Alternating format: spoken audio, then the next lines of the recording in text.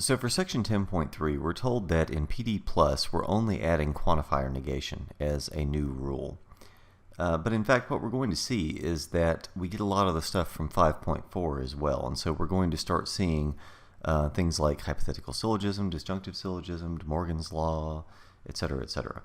And so the derivations themselves are going to become a bit more complex by virtue of that, in the same way that they did in section 5.4. So here, in this first example, in 1D, we're asked to derive Rj. And so we're told that it's not the case that there exists an x such that not Rx and Sxx. Okay, so how are we going to get to Rj?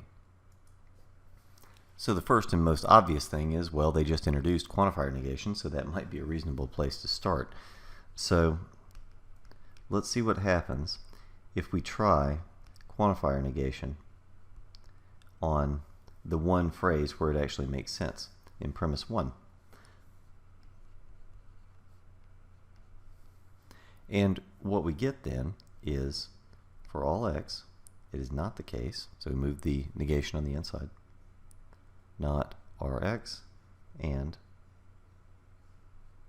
Sxx. Ampersand was not too pretty there. Now, from here, it makes sense to use universal elimination and get down to some particulars. And the particulars that we have in mind, of course, is to make this look like that.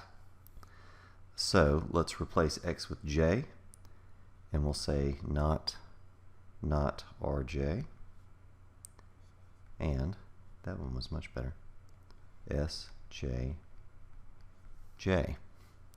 Now it almost looks like we have something that we can use, because we want to get to Rj and we have not Rj here. That's great. The problem is, when you have negation outside of this sort of thing, then you can't straightforwardly do that.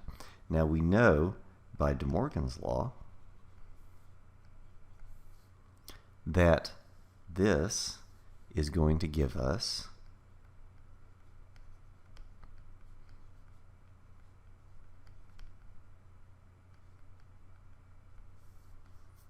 okay, now we're really getting somewhere, because now we know that we have Sjj here, which is the opposite of this, and so we can use disjunctive syllogism. Well, almost. So it's the opposite of this, yes, but it's not actually the negation of that.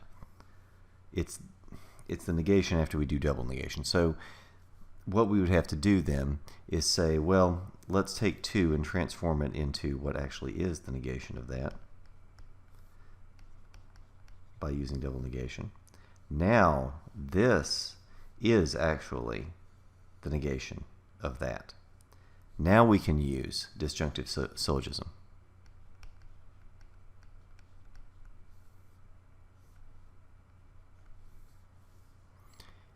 And we're going to get not Rj. So as you might recall, using disjunctive syllogism, if you know P or Q and you also know not Q, then you get P, and that's in fact what's going on here. So we have not Rj. We need to get to Rj. This is very simple. We just do double negation, and we're done. Now let's take a look at 3D from section 10.3. This is in the theorem proving section.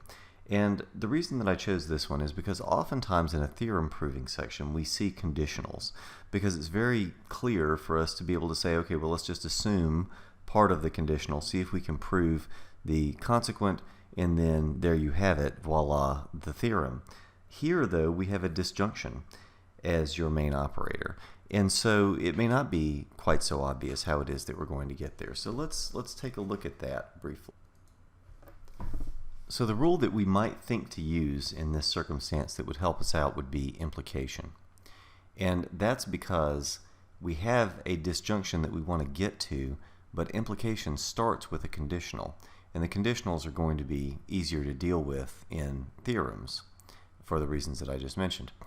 So if we were to use implication as a target, knowing that we're going to have the negation of what it is that we want to ultimately end up with on one side, we're going to have to assume then the opposite of 1/2 of our disjunction.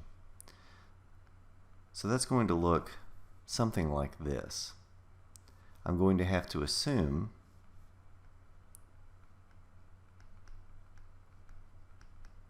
something like that.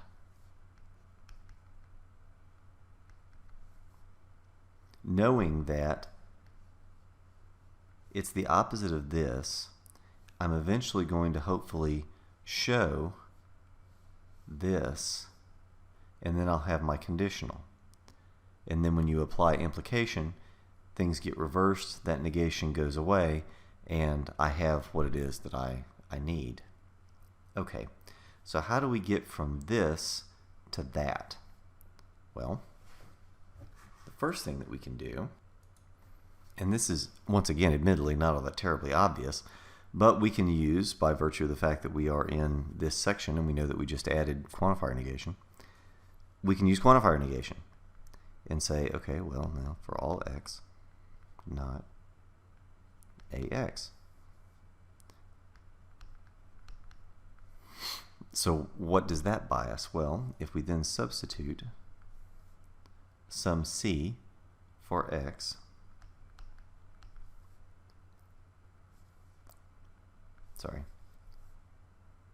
then we can target using implication again. So we can simply say, okay, well, wedge on this so that this starts to look like that.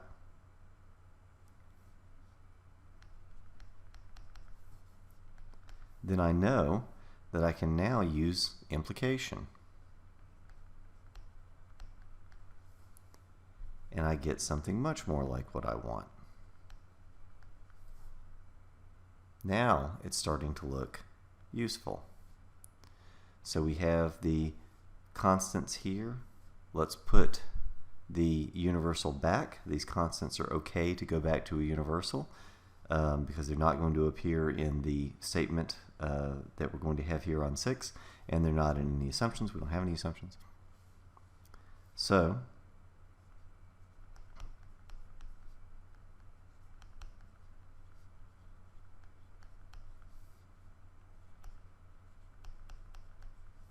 now we have what it is that we wanted to show.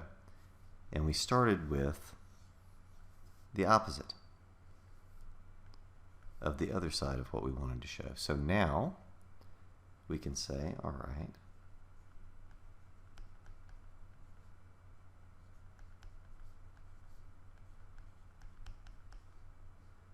oops.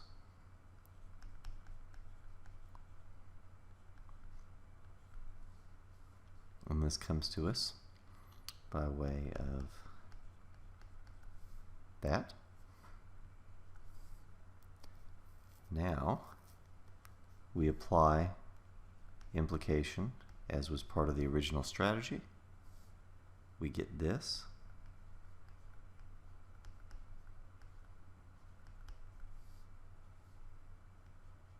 Now it's really starting to look like what we wanted.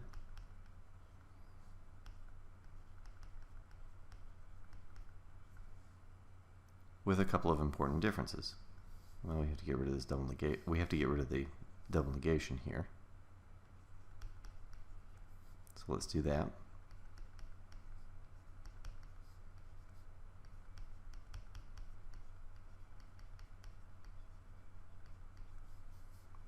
Okay, that's almost what we need, except that it's backwards.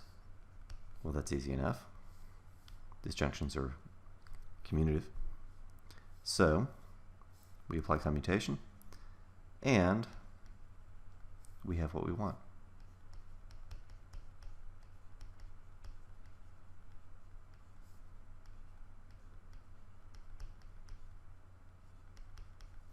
and we're done.